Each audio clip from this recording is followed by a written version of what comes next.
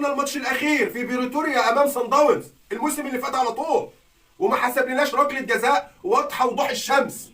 الحكم سيمبا ده حاجه غريبه جدا جدا، وكأن مفيش في القاره السوداء غير الحكم ده يحكم للنادي الاهلي مباراته مع صن داونز. علامه استفهام، علامه استفهام. من الاخر كده يا جماعه وهقولها علنا، هاني ابو ريده وعصام عبد الفتاح بيعملوا كل حاجه في لجنه التحكيم الافريقيه، كل حاجه بيعملوها عشان يوقفوا انتصارات النادي الاهلي. كل حاجه، كل ما استطاعوا يعملوه عصام عبد الفتاح وهاني ابو ريده، كل حاجه في لجنه التحكيم الافريقيه عشان يوقفوا انتصارات النادي الاهلي. حاجه غريبه جدا، حاجه غريبه جدا. بدل ما يحموا انديه بلدهم بيحاربوها. سبحان الله سبحان الله. عشان كده امبارح لما الكابتن احمد شوبير في برنامجه قال ان هاني ابو ريده نائب رئيس الاتحاد العربي لكرة القدم هو اللي هيتفاوض مع الكابتن محمود الخطيب ومجلس إدارة النادي الأهلي بأنه يشارك النادي الأهلي في البطولة العربية، أنا بقول لكم من هنا دلوقتي النادي الأهلي بنسبة كبيرة جدا لن يشارك في هذه البطولة، وسوف يعتذر النادي الأهلي، مش هيوافق النادي الأهلي إنه يشترك في البطولة دي طالما أبو ريده اللي بيحارب الأهلي من 20 أو 30 سنة من يوم ما مسك ودخل الاتحاد الأفريقي وهو بيحارب النادي الأهلي، والنادي الأهلي عارف بكده. فغالبا مش هيوافق النادي الاهلي انه يشارك في البطوله دي عشان خاطر عصام عبد الفتاح وهاني ابو ريده.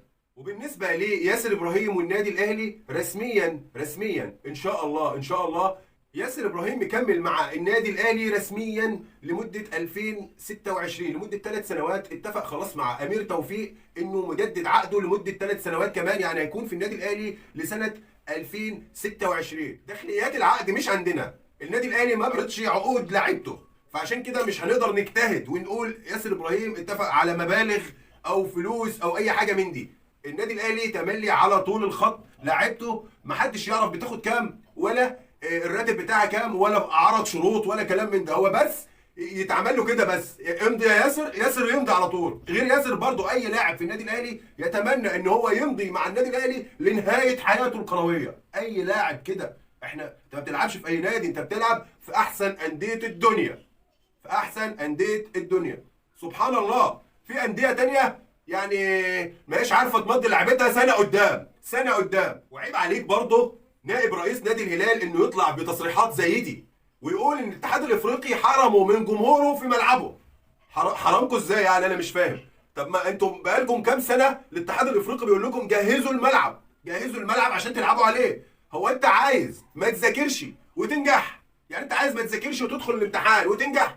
ما تجهز ملعبك لا يصلح، او مواصفات الملعب ما تسمحش ان انت تدخل جمهور.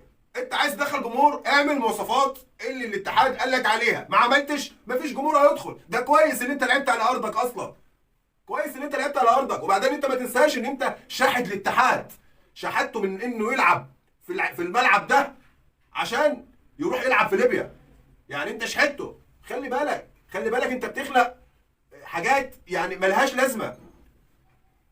اظبط ملعبك، اجعل ملعبك يعني ينطبق على مواصفات الاتحاد الافريقي اللي قال لك اعملها، وانت كده دخل جمهورك والعب براحتك عليه. انما انت عايز ما تذاكرش وتنجح. الله، حاجه غريبه جدا. تصريحات مش لطيفه، وتصريحات غير منطقيه بالمره. ويقول لك ايه؟ يقول لك ده الاتحاد الافريقي بيجامل النادي الاهلي عشان يصالحوا بعد ما السنه اللي فاتت لما لعبوا على في المغرب الماتش النهائي، فبيجي على دماغنا احنا نظريه المؤامره اللي متصدره من مصر للدول العربيه كلها، ان الاهلي ده يعني اخد حقه في افريقيا وفي مصر وفي كل الدنيا. هي دي نظريه المؤامره اللي مصدراها جماهير الزمالك وقناه نادي الزمالك مصدراها على طول، وقايمين بدور المظلومين، الملائكه المظلومه، يعني بريء، المظلوم البريء. مصدرين على طول ان نظريه المؤامره دي ان النادي الاهلي اخد حقه جوه وبره. عشان كده الاتحاد الافريقي مانع جماهير نادي الهلال ان هي تحضر المباراه.